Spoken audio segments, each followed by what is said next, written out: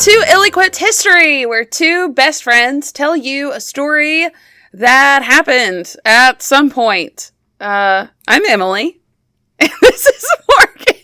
They get worse. They just keep getting worse.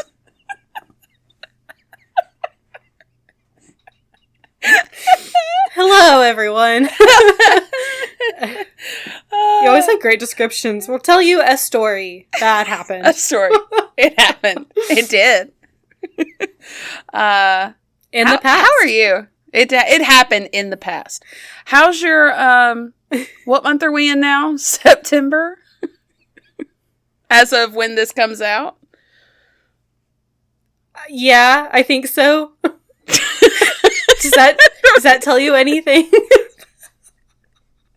When we're recording this is things like are the fine. Yeah.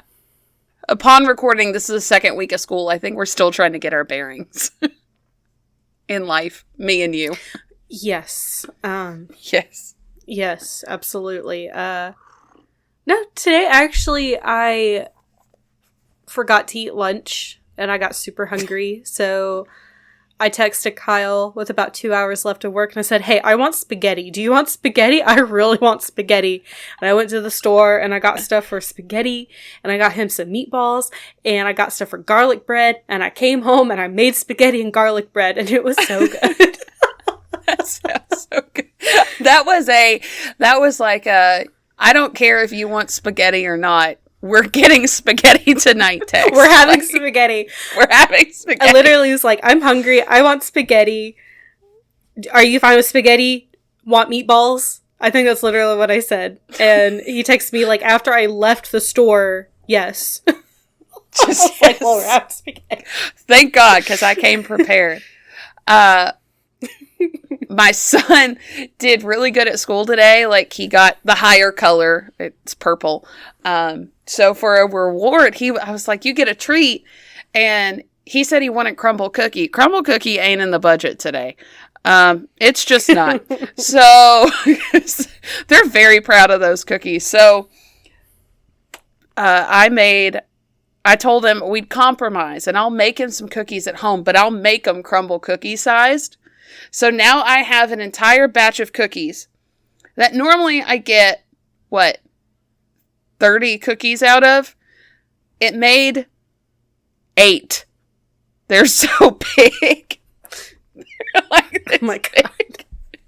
And he said they're 10,000 times better than crumble. So, boom. I got that going look at for me. that. Boom. He ate them, like, he ate 3/4 of one while my back was turned when they came right out of the oven. So we got them like hot and gooey and warm. So I'm like, dude, you can't eat that much in one sitting. There's a reason we cut them. He's like on a sugar high. He's like, I earned it, damn it. I earned it. I was good at school today. Oh, Morgan, I think I told you, but I need to tell the listeners that my husband doesn't love me anymore. And the other morning, I was in the middle of a crisis, and he did not help me. Oh, yes. I think the universe heard that I don't like spiders. I think I accidentally reminded the universe that I don't like spiders. And I go into my kid's bathroom the other morning. We were getting ready for school. It's too early for these kind of shenanigans. And because we have to leave the house at like 7:15. So that means it's like 6:15 at this point. And there's a spider. And I wish... people just think I'm going to be exaggerating. I'll put it on the socials. I don't care. This thing is a monster. It is like 2 inches in length. It's huge. I am not afraid of spiders. It looked like a mini tarantula. It was a big old spider. And what's worse, and I know you're good. What's worse is I didn't tell you this. I didn't have contacts in. So I'm staring at this moving blob blind, and I'm like, what is that? And then I very calmly, because I do not want to instill fear in my children, I go find my husband, and he is about to get in the shower. And I say, honey, I need your help. It's a spider, and it's a big one, and I'm not exaggerating. And this motherfucker says, you're fine. You can handle it. So he doesn't love me anymore. And rude. I have to stand in the bathroom. So rude. Not alarm my children that there is a giant spider, because my daughter will never step foot in that bathroom again if she recognizes there is a bug of any form, especially a spider that big. Mm-hmm. So I have to watch them while making eye contact with this spider and try not to gag while looking at it. I literally jump scare myself every time I put my head around the corner, because it's next to the vanity, because of course it is. It moved closer. Mm-hmm. So I got them to brush their teeth and exit the bathroom, and then I close the door and hope for the best. So we're done in the bathroom. We don't need anything else. By the time Nick gets out of the shower and decides that we should rekindle this broken relationship of ours, he goes into the bathroom. It's gone. It is disappeared in my house. I haven't seen it since. That was 4 days ago. Help. That night, I was laying in bed. The sheets hit my leg wrong, and I panicked because I thought it was that spider, and I was half asleep. I hate it when that happens, where you see a bug. When you see a bug or something that a bug should not be, and then you just get the creepy crawlies all over your skin for mm-hmm. a long time after. It's ooh, I feel a bug on me, and there's no bug. There's no bug on you, but you feel it. Bug. You feel it crawling around on you. Ugh, I hate it. And then last night, I went to go use my new bathtub cushion because my back hurts, and I bought a really thick, nice cushion. And it's been sitting there for a week because I've been a busy human. And I finally got a chance to sit in the bathtub, and I go to start filling up the bathtub, and I move the cushion a little bit, and it's a full body cushion. It's a big cushion. A spider comes out of it. A small spider comes out of one of the little folds in it. And I start trying to squish it, but the cushion is too soft, so I'm not actually killing it. And I end up having to just drown it.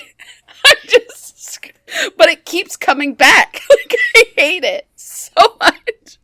So then I drown it. I killed it. I disposed of the body. And then I'm sitting there in my bathtub wondering where the spider came from. And then I realize it's probably the plants that are hanging above my head. So then that makes sense.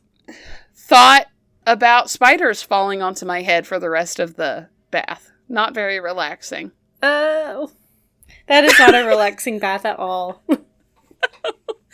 The lemon candle was nice, though. That's nice. That added a little something to it. I'll die smelling like lemons, I guess. There you go. Covered in spiders. Why'd you say covered? Sorry. The worst imagery ever.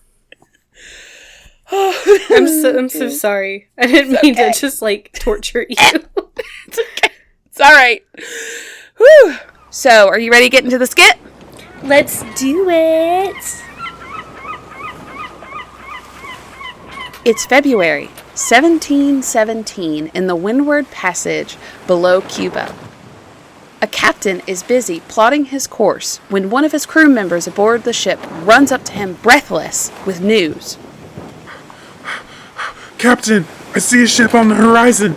It seems to be coming our way. What flag is it flying? The crew member pulls out his telescope to get a better look at the mysterious ship. It's, wait, what are they?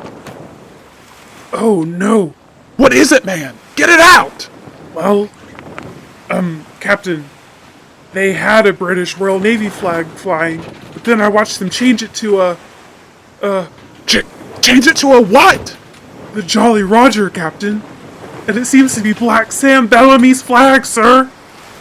Damn it! All hands on deck, men! We can't let the Whydah fall into pirate hands!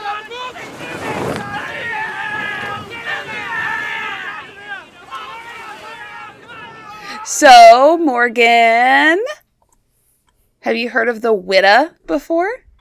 What do you mean? What? No, I've never heard of it okay, before. have you heard of Black Sam Bellamy? I have not. Never, not once? I have not. Really? Either one of those? Mm-mm. Okay, so I was familiar with Bellamy only because I watched that show that I mentioned in the Anne Bonny Yeah, the pirate episode. show. Yeah, that pirate show. He is mentioned, and I was actually familiar with his story as well. But today, beautiful, lovely, wonderful audience, we are talking about the sinking and the rediscovery of the Whydah, which is the only confirmed pirate ship treasure ever found. Ooh. The only confirmed. Ooh. Like treasure from a pirate ship. Yes. There's only one, and it's Cool. this one. The Whydah did not start out being a pirate ship, as most ships don't typically start out being a pirate ship. So let's really discuss why the ship was built. Now, we're going to get into a little bit of not happy things. So I'm apologizing in advance for the reason the ship was built. Yeah, and this time period is not great. No, it's kind of peak not great. Yeah. For this topic. Yeah. So we got to go to a guy named Humphrey Morris, who was a very successful Englishman. He was born into wealth throughout his life. He became even more successful, and he became a member of Parliament in 1713, where he was a big trade advocate. And in 1716, he became the director of the Bank of England. So, very wealthy, very bougie. He commissioned a trade ship known as the Whydah Galley, and it was named after a port in West Africa called Port Whydah, or the Kingdom of Whydah, in the country of Benin. And Whydah, guys, is spelled Whydah. So you also could see French-speaking people spell it O-U-I, so Whydah, kind of Whydah. But so those are kind of interchangeable. So Humphrey was described as the foremost London slave merchant of his time. So he did trade in goods, but one of his biggest profit income ways was, unfortunately, slaves. So by 1720, he had 8 ships. And they were all named after his wife and daughters. And I would hate that personally. But, Yeah. Yeah, It was a different time. And that was his way to honor his family, I guess. Even though it was a total bummer. Big old bummer. And we are going to talk about it just a little bit more. But I think you'll be very pleased to find that this ship was not in the slave industry very long. Okay. So this specific ship has that going for it so far. So the ship was 110 feet long and was a galley, meaning that it was capable of being moved by oar, but it also was fully masted with 3 masts. So you could do sail or oar. Okay. It could travel up to 13 knots, which is 24 kilometers or 15 miles an hour. Thinking about that now, that is not very fast. And it was a very large and a very modern merchant vessel at the time. So, of course, it's not as big as, you know, a lot of Navy ships or a lot of other ships out there at the time. But for a merchant vessel, it was large. Gotcha. It had a cargo capacity, which was referred to as tons burthen, of 300 tons. So it could hold 300 tons. That's crazy. It's probably why I only moved 15 kilometers an hour. Yeah, for real. And it also 300 tons of goods on a 110-foot long boat is not very much. Like it's a lot for such a small boat comparatively. And the original captain was Captain Lawrence Prince, who was a Dutchman and unfortunately a senior slave captain, slave trade captain. And it was built specifically for the triangular trade and was outfitted with 18 guns and just in case there were pirates. So, what is the triangular trade? Do you remember what this is? do. I feel like we learned about this And in I think school. I spoke about it in at least one of my episodes as well. Yeah, I feel like you did. It seemed very familiar, but I will remind the listeners. So the triangular trade is where you take textiles from England, you take those goods, you take them down to Africa in this situation, down to Whydah, Africa, and then all those goods were sold and traded, and unfortunately, this is where the slaves got on the boat, and then those slaves would be taken. I literally have ew in the middle of this because ew. It would be taken through the Middle Passage. Those slaves would be sold in the West Indies, and then the ship would take the money from that sale and go back to England. And it would just go through that triangle a lot. And the Whydah galley itself could hold 500 captives. It just makes my stomach hurt, like thinking about it. I know. I am literally breezing through this so fast because I hate the thought of it, but it needs to be said. It needs to be talked about, but it's like, ugh. Mm-hmm. More than 1 million people were taken captive into slavery in the triangular trade between 1701 and 1725. That's insane. In 24 years, 1 million people. And the Whydah galley was one of the most modern ships of the time. Now, I know this one particularly was not in the triangular trade very long, but think of all the other ships that could hold just as much or during more. that time. So, gross. Yep. Now, it will be brought up maybe one more time, but that was pretty much it. So, Gotcha. The boat was built in 1716. Now, the person who found this boat said that this was technically the second Whydah. There was like another Whydah that was built in 1713, and they found evidence of that second Whydah, or the first Whydah on the second Whydah, because of the date on it. But then no one ever mentioned it again, and I could not for the life of me find... There were like 2 Whydahs. Was this like a ship of Theseus situation where like one ship was like built into another ship? Like what does that mean? I don't know. I don't think so.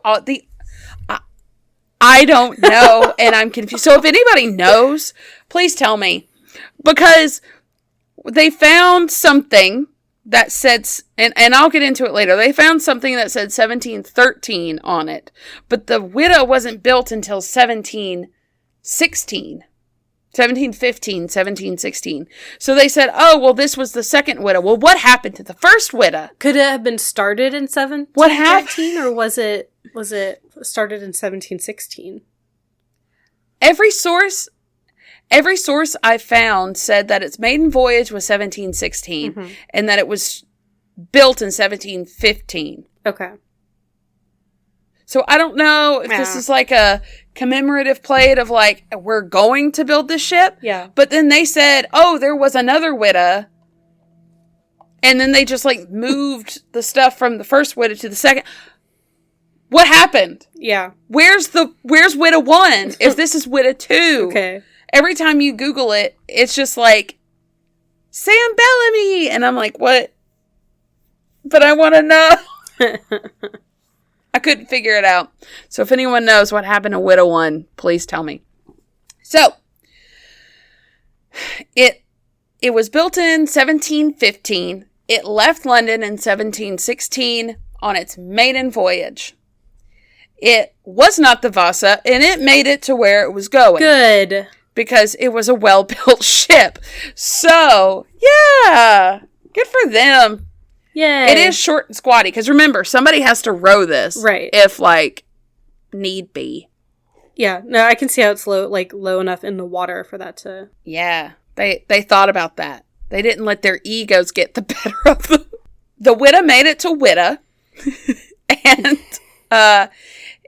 it then carried 312 African captives across the Middle Passage to Jamaica. Okay. So after it left Jamaica, it had reports of 4.5 tons of gold and silver that was acquired from the sale of these captives to go to the next part of the triangular trade.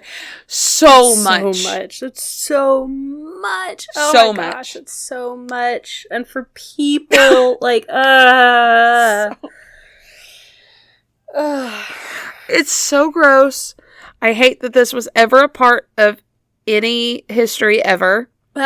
And I can definitely see how, when you're carrying that much gold and silver, you're basically like a beacon. You might as well be showing like a laser show for pirates. Be like, come rob me. Yeah. Come. So, I mean, they did have 18 cannons. Fair. For this reason. I mean, spoiler alert, it didn't do them any good. I mean, you've already kind of spoiled cannons. it saying it wasn't a slave ship for very long. No.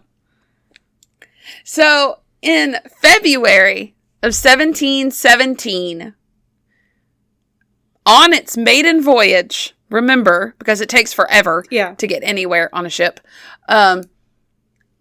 especially when going 15 miles an hour, it was navigating the windward passage between Cuba and Hispaniola when it came under attack by the dreaded pirate Black Sam Bellamy.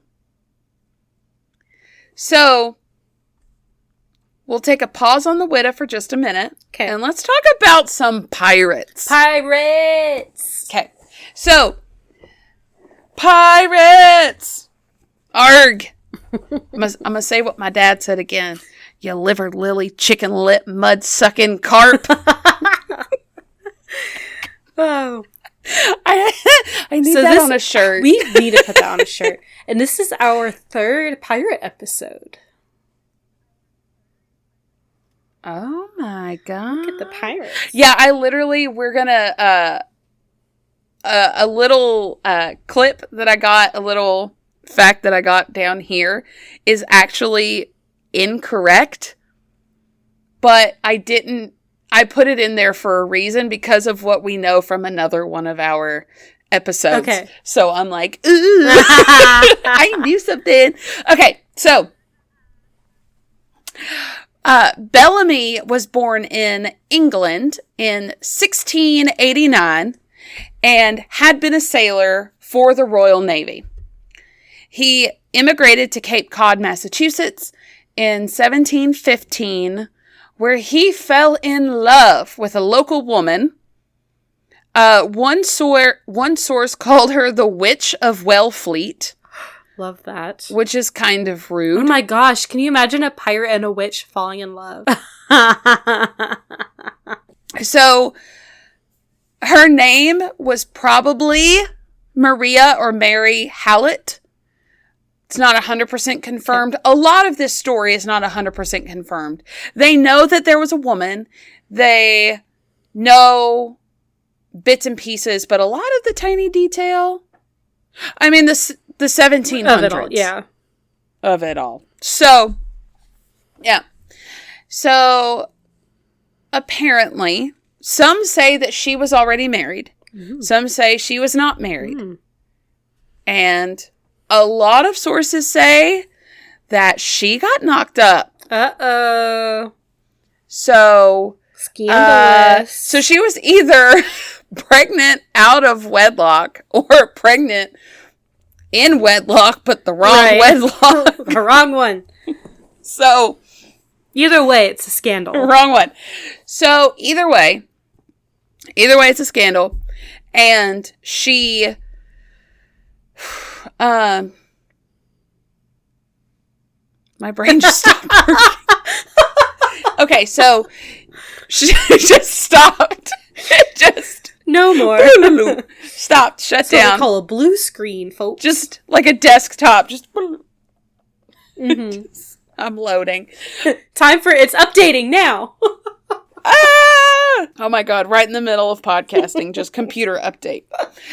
So, either way, he either had to leave her and go get money to, this sounds icky, pretty much buy her from her husband, or give money to her father. Yeah, that was... To get her. Because 1700s. I think that was the thing when we were talking about Anne Bonny. I think it was Anne Bonny. She was married, but then like wanted to leave her husband for like a sailor. Or no, it was Calico Jack. And Calico Jack tried to buy Anne Bonny from her husband. And he was like, no. And she was like, I'm leaving anyway. So yeah, no one was going to tell Anne Bonny no. So he left with a group of people to go find some lost treasure on a Spanish shipwreck. He promised to return the captain of the greatest ship the world has ever seen. And she stayed back waiting for him. So he went out to go find treasure. I know, it's such a sweet love story. I mean, I know what happens. It's probably not great. Most pirate stories don't have happy endings. You know, we're not getting the happily ever after that we hope for. So, becoming a pirate. The treasure hunting did not go well for them at all. Like, it was a bust. So he joined up with a pirate named Benjamin Hornigold and his first mate, Edward Teach. Ooh. You know where this is going. I will bring it up later. Okay, so Hornigold, he was actually I was like shocked that I knew all of these names. I'm like, oh my god, I remembered something. You're a pirate. So, look at me. Look at me. I've been taking my Smarties like there you go. every day. So, so Hornigold was a very successful captain, but would only attack French and Spanish ships so that if he got caught by the English, he wouldn't get into trouble. He'd be like, I never attacked your ships. So the crew didn't like that. And piracy was actually a whole lot more democratic, and the crew straight up mutinied, and they voted to replace Hornigold with someone else who would attack any ship. Hornigold was saddened, but him and Edward Teach respectfully left and went somewhere else. Went and got, whatever it was they did. Hornigold and Teach did go their separate ways, and the crew elected Bellamy as the captain of the ship. Okay. And the ship was a 10-gun sloop called the Mary Ann. Sam was described as a tall, strong, well-mannered, and tidy captain, and he turned out to be a very good pirate. Well, there you go. He seems hot. He does. Tall, strong, well-mannered, and tidy. Why did they describe him like that? Tidy? He was a very You mean he's tall, handsome, and he cleans up after himself? Oh my God. What a dreamboat. I love it. The dreamboat.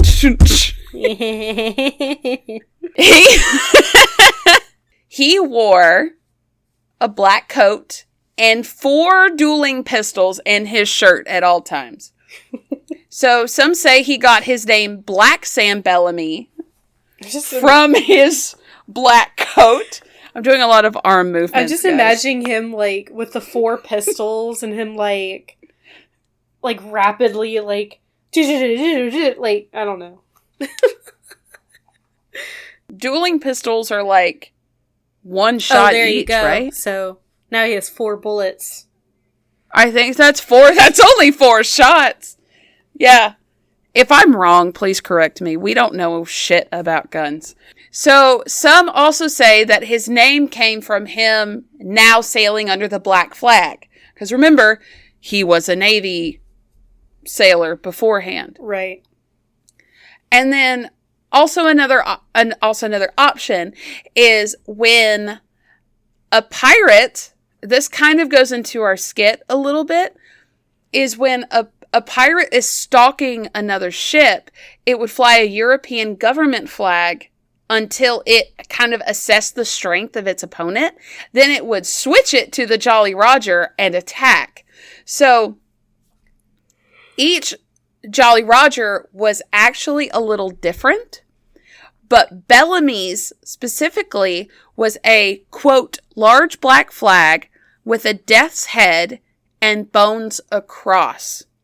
So it is literally Bellamy's skull and crossbone flag that we associate with the typical, like, Jolly Roger flag. Okay.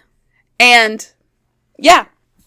So, apparently the skull meant death and the crossbones meant resurrection. I didn't know they could be so philosophical, these pirates.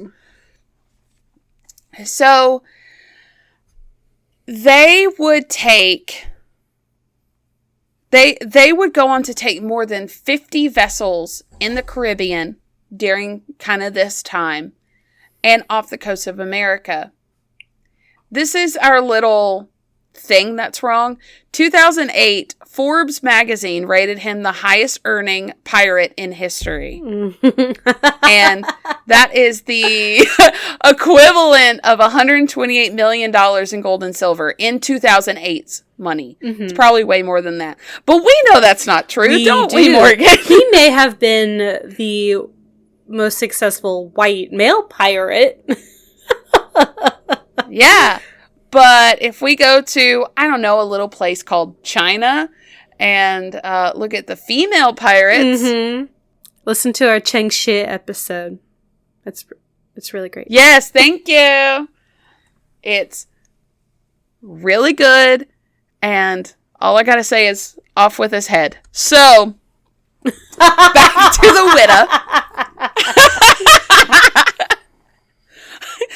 So, okay, remember, let's get back into the Whydah mindset.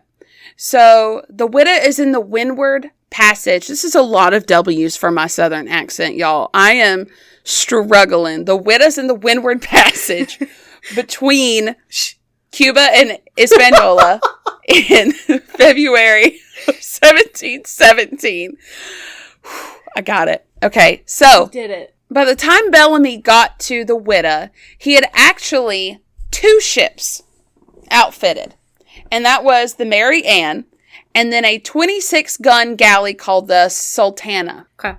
3 days after a 3-day chase, Captain Prince surrendered the Whydah without a fight. He was like, I ain't fucking with y'all. And it's not commonly known because of pirate stereotypes that most pirates were actually pretty fair about taking over other ships. So Bellamy actually gave them a choice, like, any of your crew is welcome to join my crew. Mm-hmm. And a lot of the Whiydah's crew actually joined Bellamy's crew.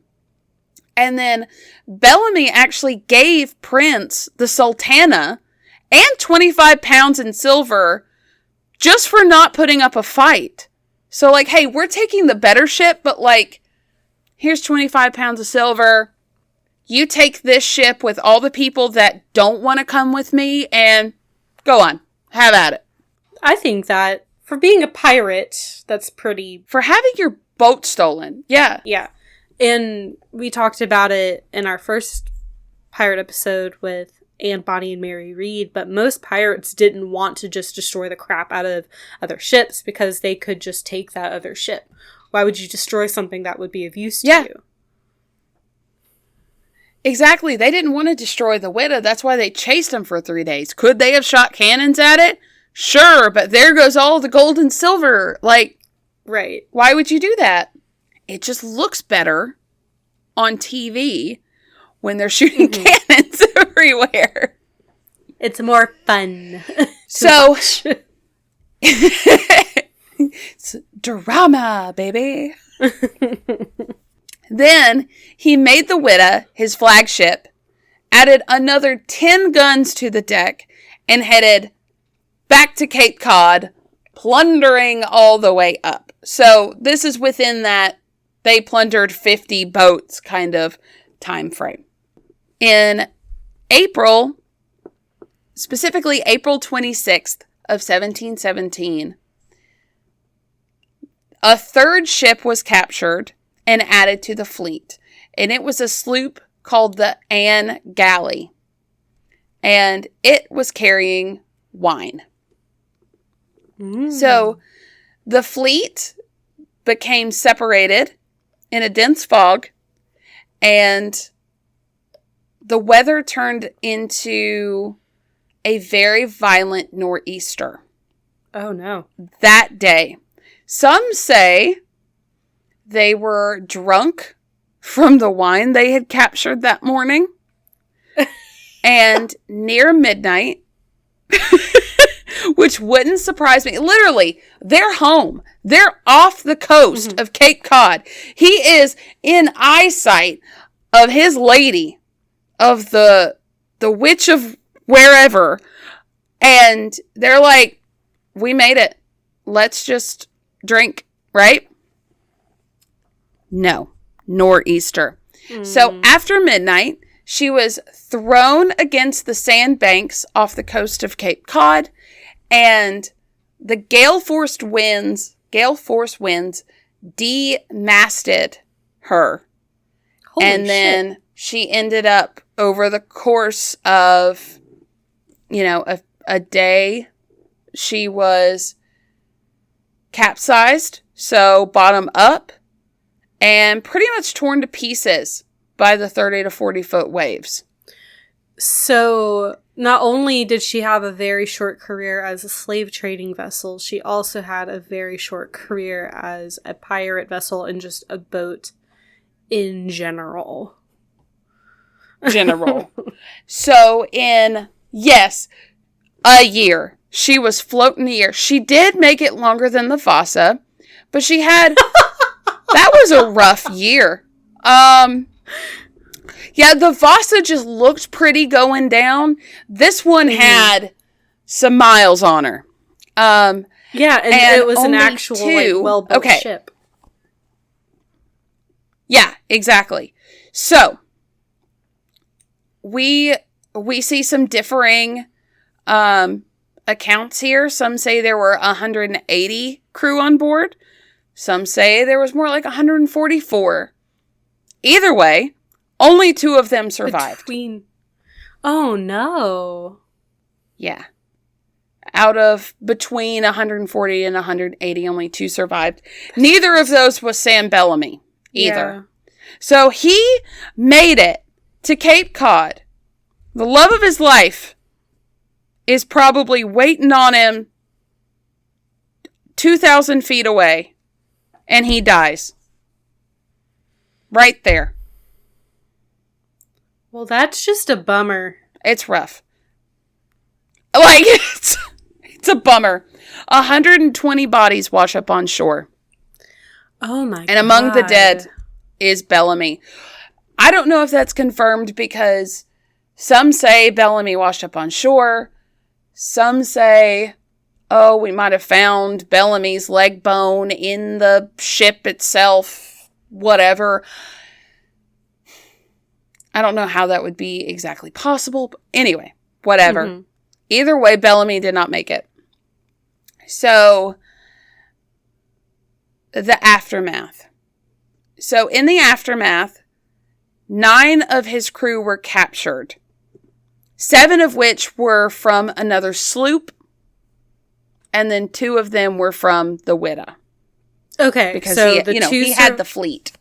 Okay, that's what I was like, wait, what? So the 2 survivors from the Whydah and then some other pirates and another 7 ship were captured. Okay. Right. The remainder of the fleet survived. And the 9 were tried as pirates. 6 of them were convicted and hanged. 2 of them were found to have been forced into piracy against their will and released. And then, unfortunately, a 16-year-old South African boy from the Mosquito people was sold into slavery. Oh. And he was a very unruly slave, is what they said. And he ended up being hanged in 1733. How tragic. Absolutely horrendous. The ship aftermath, because it's like right there. You can see it from shore. Right. Back then. The governor of the province of Massachusetts Bay hired a cartographer. Oh my God, I'm having a hard time today, guys.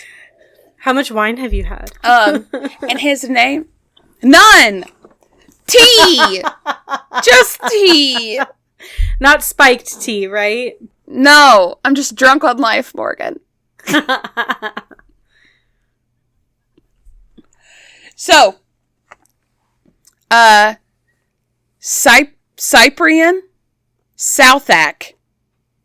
I'm going to refer to him as Southack from now on. Okay. He was the cartographer, and he was a very well-known, very meticulous, detail-oriented cartographer, which is how he got the unfortunate job of locating the wreck, recovering the treasure, and drawing a map of where it's at. Right? So he had to draw an X marks the spot map. The map is in the pictures of the show note, or of the... Oh my God. Whatchamadoodle. There's literally an X marks the spot. That's amazing. Like, how perfect. How to perfect find the is pirate that? treasure, you must go to the X that marks the spot. Yeah. So, looters had already, of course they had, taken what had washed onto the shore, but all the heavy objects sank. Of course. It did take him a week to get there. So, like, the shipwreck was chilling for a week unattended. And apparently there were supposed to be 180 50-pound bags of treasure that were supposed to be split up and taken by the crew. 180 times 50. What is that? That's a shit ton. Let's see. 180 times 50. Wait, no. 180 times 50. Oh my God, it's 9,000. It's over 9,000. Okay, so 9,000. Sorry. Don't apologize.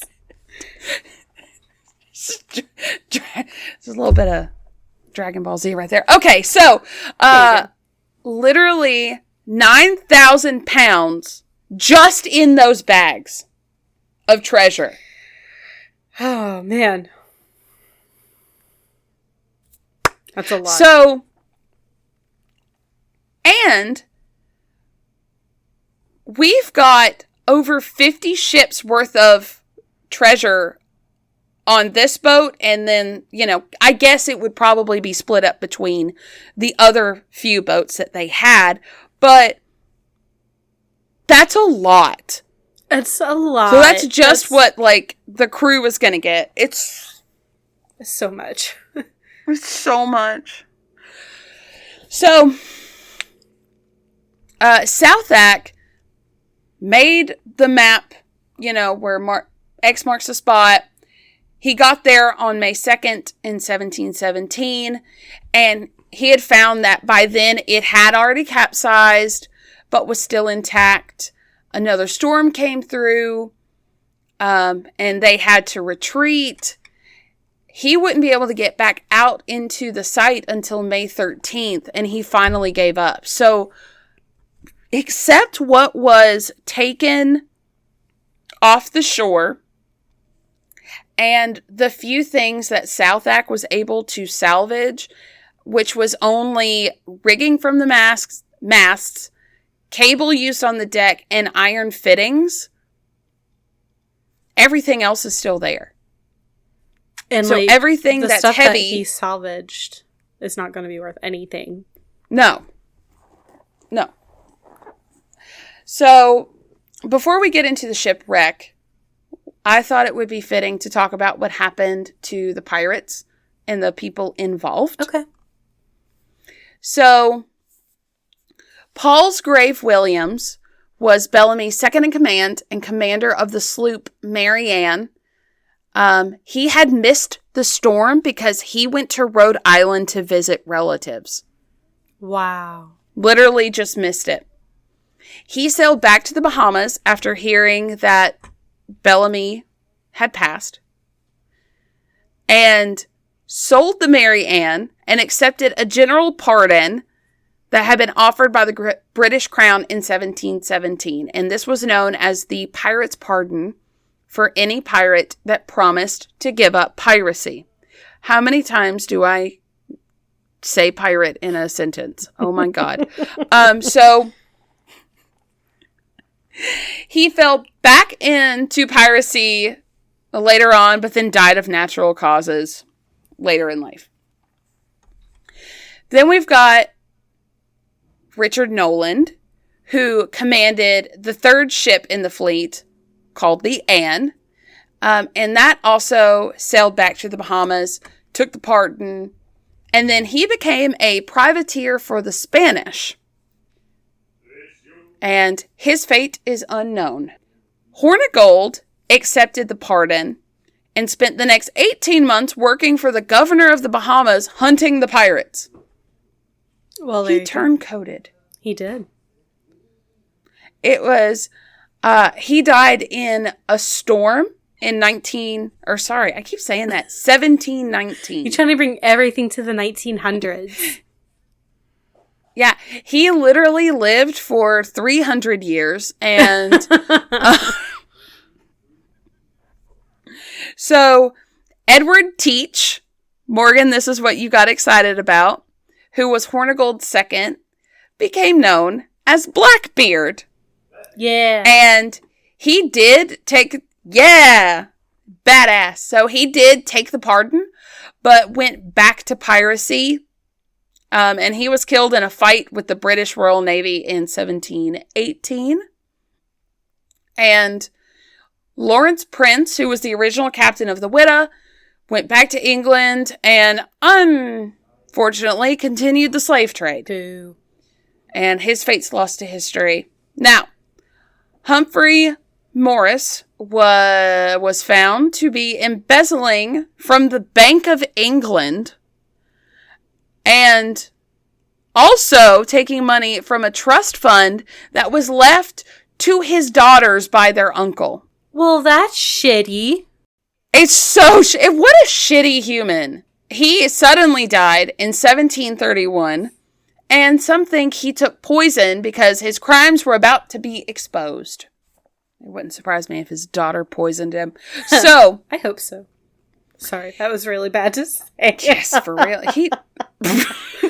I literally was about to be like, I feel nothing about this guy's death.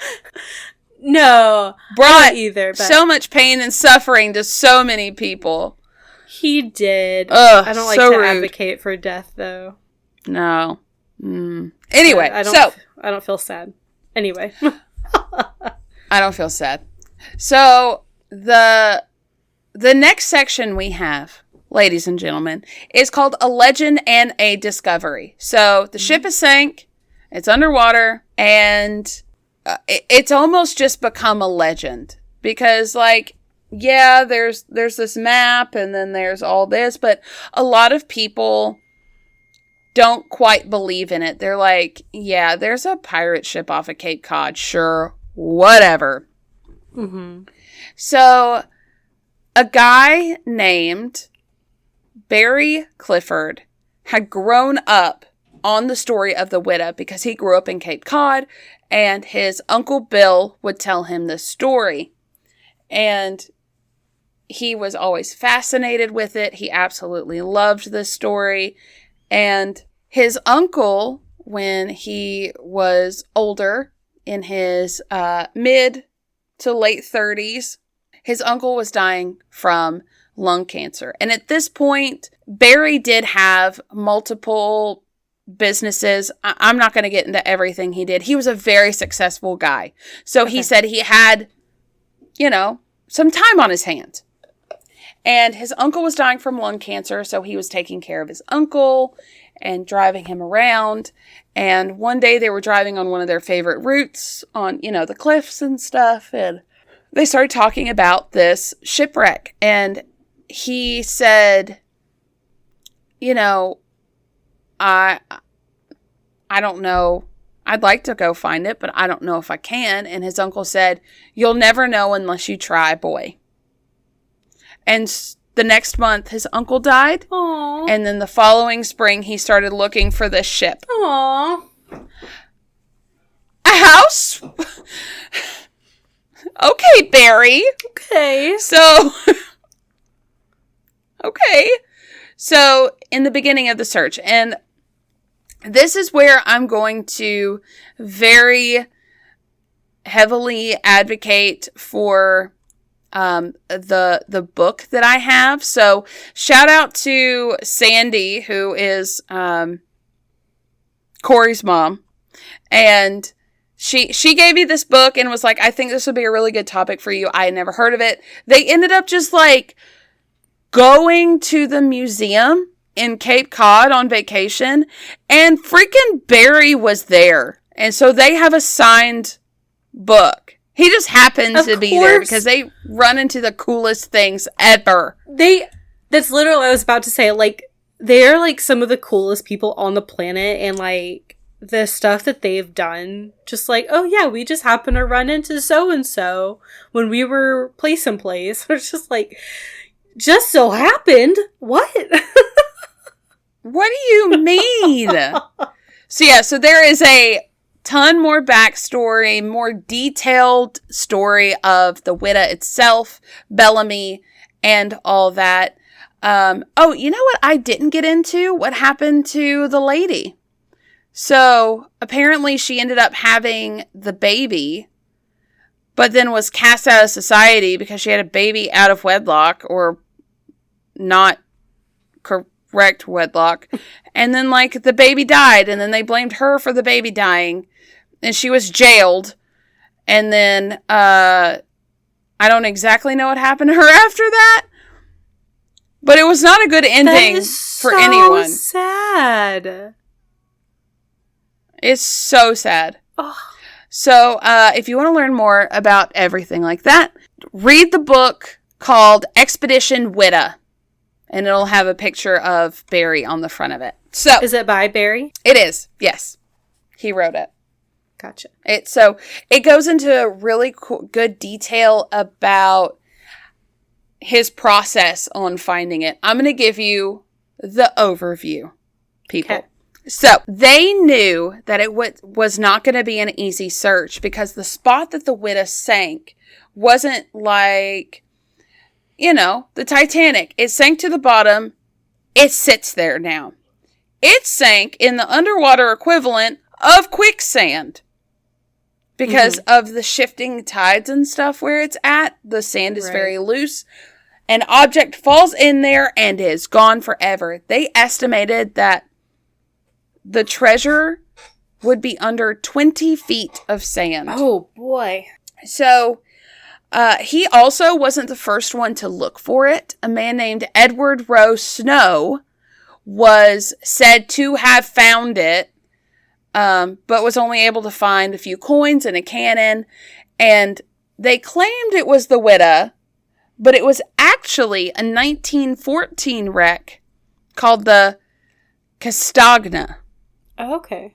And then also, I thought this was very interesting. In 1793, so less than 80 years after it sank, Henry David Thoreau wrote that, quote, "At times to this day, the violence of the seas moves the sands on the outer bar, so that at times the iron caboose of the ship at low tide has been seen." Wow. So it sank in such low that 80 years later, it's still kind of, the bottom of it's still kind of sticking up out of the sand. So it was no longer by the time this happened.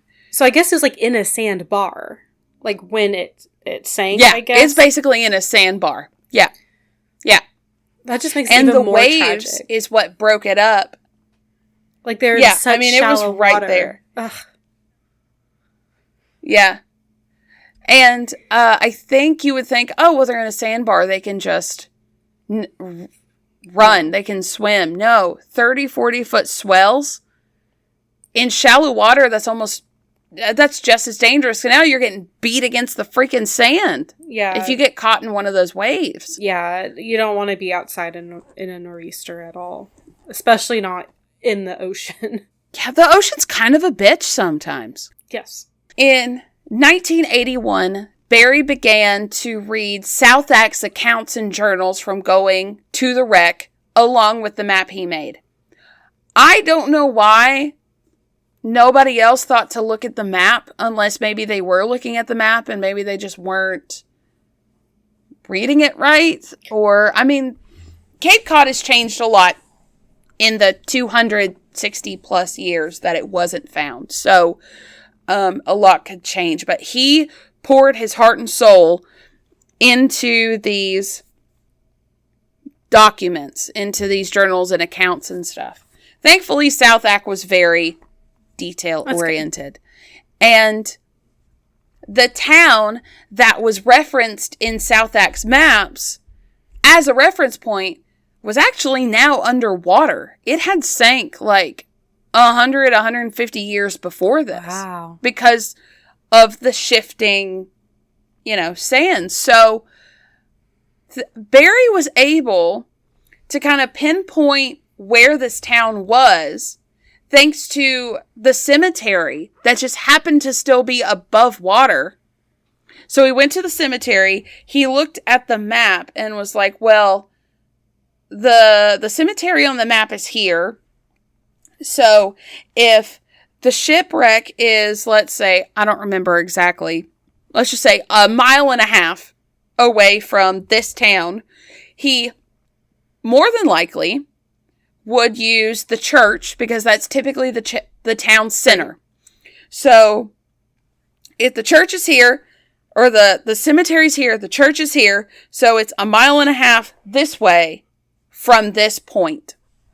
And then he also was able to find another reference point, which was a local farmhouse that no longer stood. The farmhouse hadn't been there in over 100 years.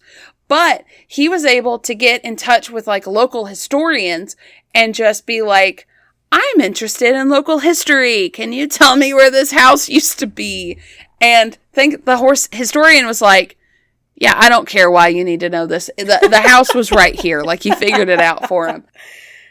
So he was really, like, putting in the legwork for this. The book said his marriage suffered because of this. He literally, like, I don't know if they're still married.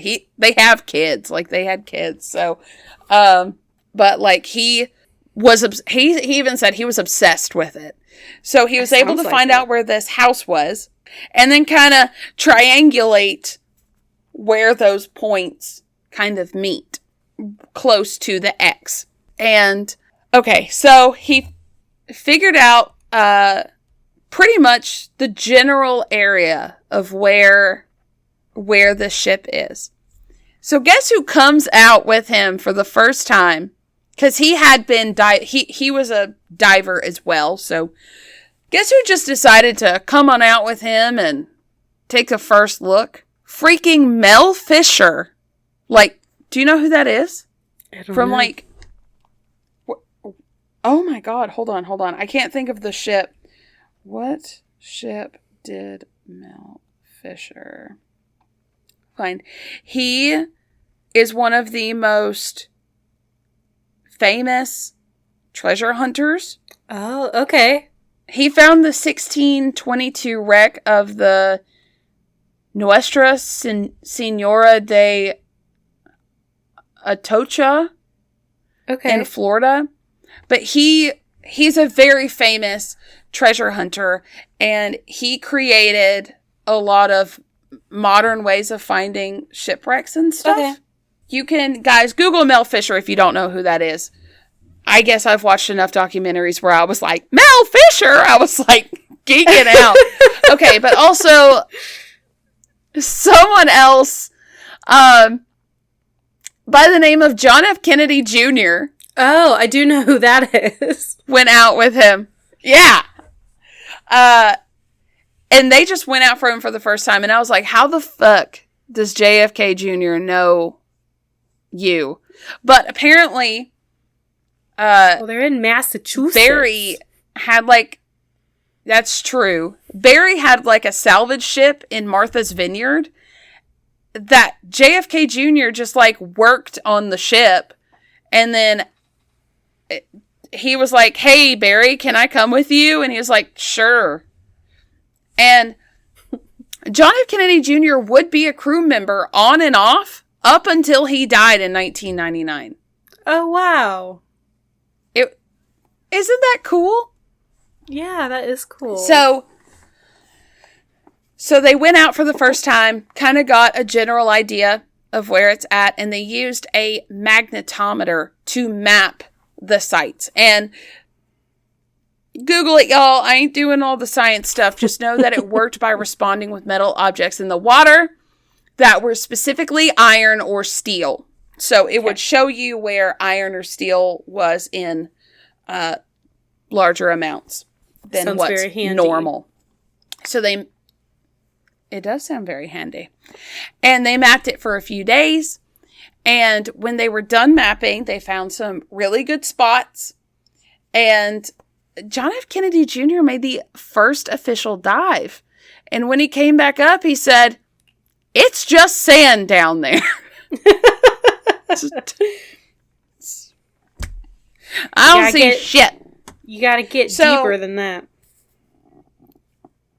That's what she said. So Mel Fisher had come up with this contraption called the mailbox. And the mailbox, basically think of like a tube that bends at a right angle, and you put it up against the propeller of a boat. So say you pop the boat in neutral so it doesn't go anywhere, and you rev the engine. The water pressure that's being pushed by the propeller will go through that tube and basically make a jet for you. Okay. To blow the sand away from the bottom. Oh, and okay. yes, you think, oh, it's going to make like a really big like cloud of sand. And yes, it does.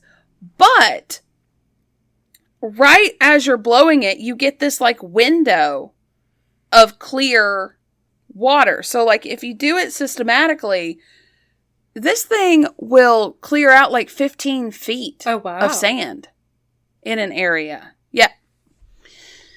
So they had that on their side. Now, they hadn't really found anything yet. They're still kind of looking. And then in 1982, he decided, hey, I think we have enough here that Mel Fisher had said, go ahead and get a good lawyer and figure out the legal stuff. Because there was a lot of wonky legal things going on in America at the time when it came to like finding treasure. Mm-hmm. And apparently in Massachusetts, you had to sell the items after you found them. Like you couldn't keep them for some reason. Yeah. But also they kind of didn't want you to open a private museum. They didn't want you to whatever. And he was like, I don't want to sell this stuff. He wanted to keep it together. Right. Because it's history. So he went ahead, and also Massachusetts was like, oh, well, you don't own the ship even though you found it. So they ended up having to like stake the claim to an abandoned shipwreck and got all the legal stuff figured out before they went hard and heavy into finding the ship. Yeah. Because they kind of had an idea, but they hadn't really found anything yet. There's a lot of different, like, things you have to think about, like, who built the ship, like, what, like, if it was built in England, does England technically own the ship? But because it's British treasure, does it technically belong to there's a whole lot of stuff you've got to figure out, because technically it's not just finders keepers, unfortunately. Right. In this situation, because he did all the legal stuff beforehand, it was finders keepers. Good. But that's because he did the legal stuff beforehand. Right. So, good on Mel Fisher for giving him that advice. Sagely advice. Sage advice. So in 1983, I'm calling it dig season because swim season sounds weird. So they did have to dig in the sand. So they started looking, didn't really find a whole lot. In his book, I think this is so funny that he said that Sam Bellamy came to him in a dream, and that Bellamy himself told him that it was further away from the shore, but that they were close. And I don't know exactly when they, like, moved. It's scattered, so whatever. But the crew was like, you're freaking losing it, dude. You have lost your mind. He came to me in a dream. It was a very cool sounding dream. They were standing on the, like, deck of a boat chatting it up. So that's kind of cool. I believe it. And I believe it too. I mean, well, we'll get into ghosts later. But anyway, so because of course we do.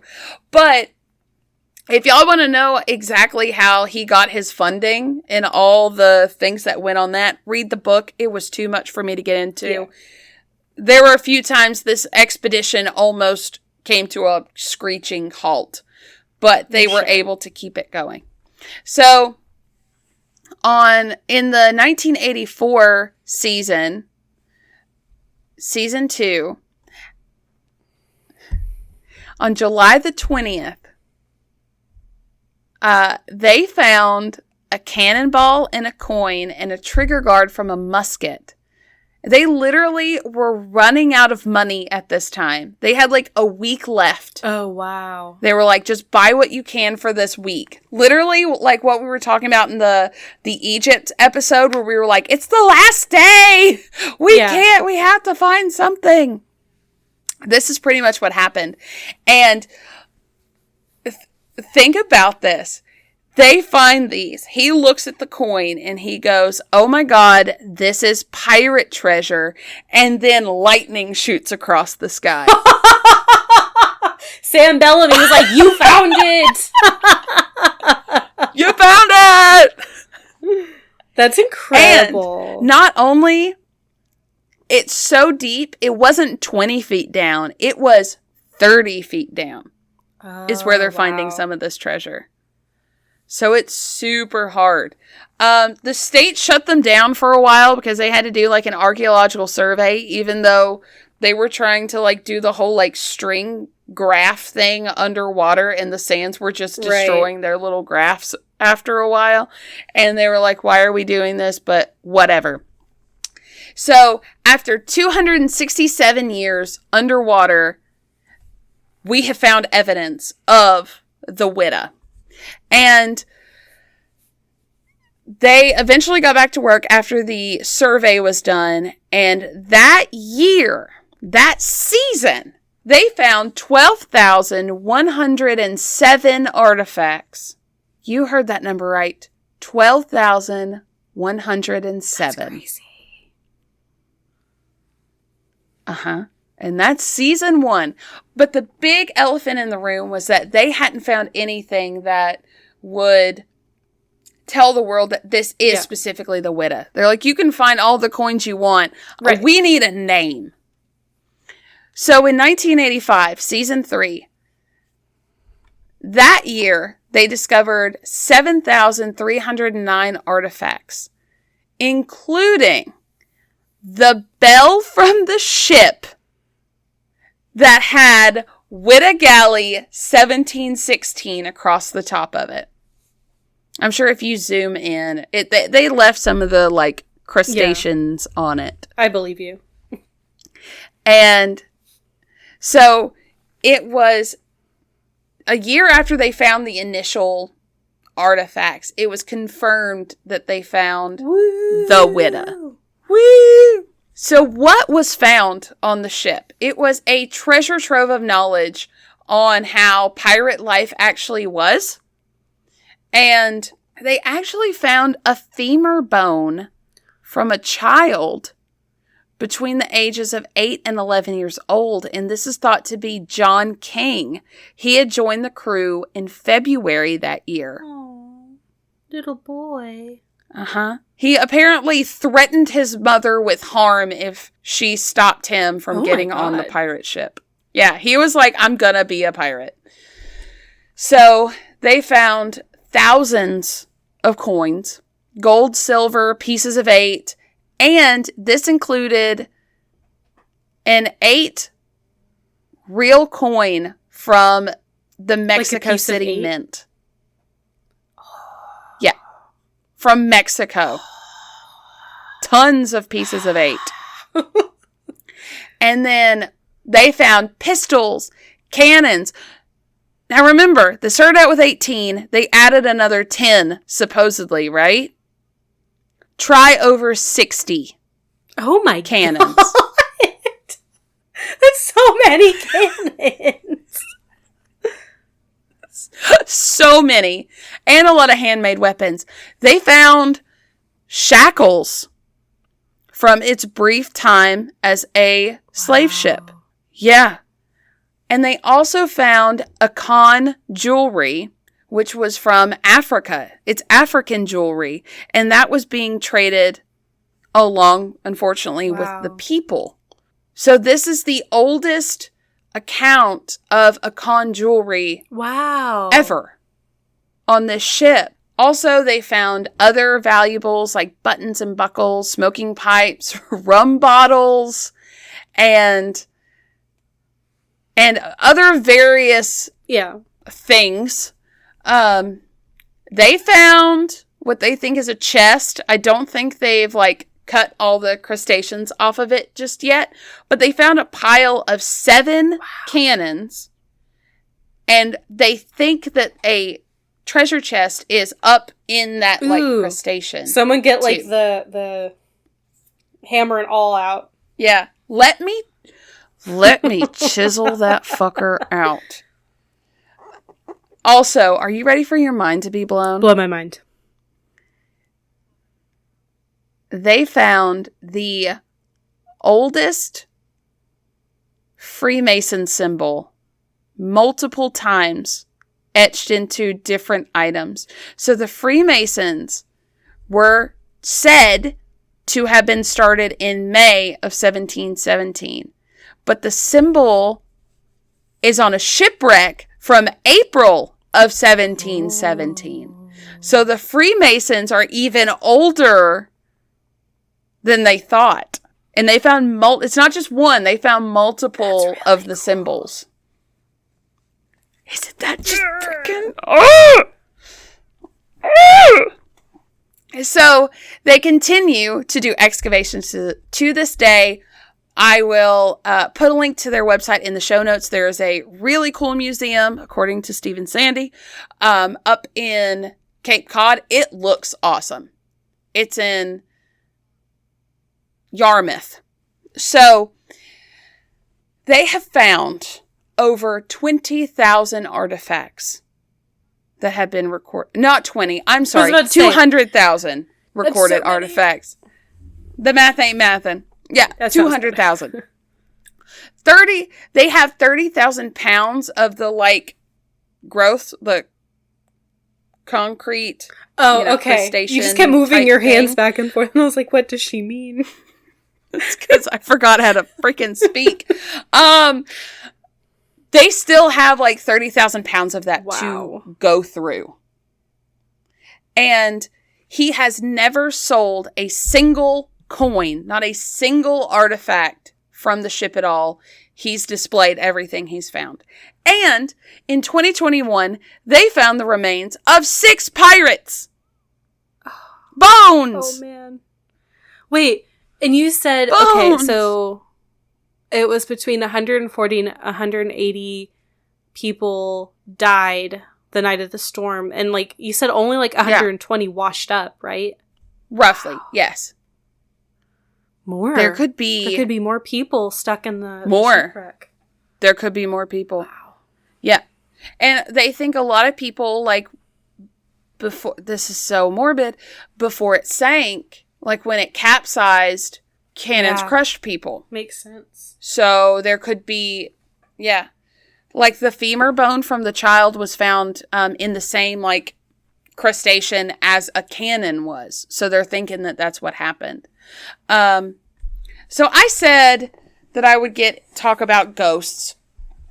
So, of course, I am. So, some say that Maria, or Mary, whatever her name was, her ghost walks the beach looking for Sam Bellamy. I know. And on site, the crew have claimed to have experienced really strange things. The boat just breaks unexpectedly. They have to go back into shore, fix it, come back out. Something else breaks, and it's uncharacteristic. Strange bad luck seems to befall the crew around certain excavation seasons. One year, a highly trained pilot forgot to put the landing gear down after they did aerial pictures. That's not good. No. And they could have died, but it was fine. And then this one is creepy, Morgan. And I'm so happy I'm leaving y'all on a creepy note. Okay, so one crew member was close to a radio and heard static and a voice on this radio, and he thought somebody was trying to call them. So he turned it up because he could barely hear it. And he said it was a faint voice saying, "We want your boat. We want your boat." Your face. Can't have my boat. No, you cannot have my boat. I know where yours ended up. I don't want it down there with you. So the crew member went to the store and bought a bottle of rum, saying the ghost crew on the Whydah was going to give them something big, but only if they gave something in return. So they poured the rum into the ocean, and then they all took the remaining of it as a shot. And then that was the best season they ever had. They even found the hull of the ship that year. So, like, you know, if a ghost pirate wants your boat, give them just some pour rum. a bottle of rum into the ocean for the pirate ghosts. You gotta pour one out for the homies. Yeah. And that's what I have about Wow! Very cool. I do have a question about one of the pictures. So, at the end of all the pictures, you do have, like, a pirate chest full of gold. Was this an actual treasure that was found, or is this, like, an example of what could be on the boat? Oh, no, I don't think it's the box, but that is, that's from the museum. All those gold pieces were found? Yeah. The wreck? Wow. Uh-huh. That's really cool. Yeah. It's super cool. And if you go up next to the bell, to the right, I have a picture. That is JFK Jr. Wow. It was Look how big his hair was. I was looking on the boat. Like, I like his bottoms. Like, those are cute, like, swim trunks. Okay. Next picture down. I don't know why I think this, but I want men's short shorts to come back so freaking bad. I love me some man legs. So, guys, wear short shorts. It's really funny because Kyle is so tall, all of his shorts are short shorts, and then his legs are like 5 miles long. Nice. Nice. And you just look at those, don't you? Me and one of my friends have a joke where we call him Leggy Boy because he's very leggy. He's very leggy. I love it. Yeah, I like that. Nick's got, like, he's very athletic. So his legs are very toned. You should just start buying him, like, shorter swim trunks. Oh, yeah. Because all of his come down to, like, his knees. Like, he needs... Yeah. It's a waste of thigh. He needs to start dressing like the man he is, and not a teenage boy. Yeah, I need him to dress like the men in this picture, like the aviator sunglasses. I need him like short shorts, leg on a cannon, you know, in a boat. Oh, and he could have I'm not asking for a lot. For good measure too. Oh, he absolutely would. He would. He'd be captaining this boat as well. He would just like, I'm the captain now. Like, yeah. Literally, he does anything, and I'm like, damn, babe. He literally backed our boat up backed it down my parents' driveway. I've been watching this man back trailers for 13 years, and I was like, did I ever tell you that that's just hot? Did I ever tell you that just you backing a trailer is very attractive? And he's like, no. And I'm like, I'm so sorry that I never told you that. Treat your mans better, Emma. Yeah, I know. I'm so sorry. I need to give him more compliments. I feel like I need to buy him flowers for backing the trailer. Oh my God. He deserves it. He does deserve it. And it was even better because he got it first shot, because of course he did. He's really good at it. He backs up a lot of trailers. He does. We have so many. Well, this was fun. It was sad, but it was fun. It was a roller coaster, I feel like. It was like, you know, the sad story, the pirate, you know, the elation of like pirate booty, and then like discovery and ghosts. Yeah, it's a lot. Well, thank you. You did a good job. How come I've been wanting to say arg all day? Arg, my booty. Arg. Okay, well, I hope we have shirts that say "You liver lily chicken lit mud sucking carp" on them very soon. Ooh, and we should get like graphics of all the pirates you talked about so far. Oh my God, yes. Or all the sunken ships we've talked about. That could be on the back. All the ships. Yeah. Let's do it. No, a new t-shirt idea. We've thought of like 55 t-shirt ideas, so one of these days we'll come out with an actual t-shirt. It's probably just going to be like our logo. Yeah. Okay, thanks. Just to start off with, at least. We'll have one. Just start off with, of course. So let's get into socials. Let's do it. You can find us on Facebook, Ill-Equipped History Podcast Group and Page, Gmail, ill-equippedhistory@gmail.com, TikTok, @ill-equippedhistory, Instagram, @ill-equippedhistory, and Patreon. patreon.com/ill-equippedhistory. We have bonus episodes and stickers. Yeah, and I will doodle you something. Yes. Yes. Okay, so if you hear about pirate treasure, go find it. Yes. But also cover yourself legally so you can not have to just like give it all away. And if you knock up your girlfriend, do not leave her to go sail the high seas. It doesn't end well. Pass away in a storm. Don't do that. Within her eyesight. Please don't.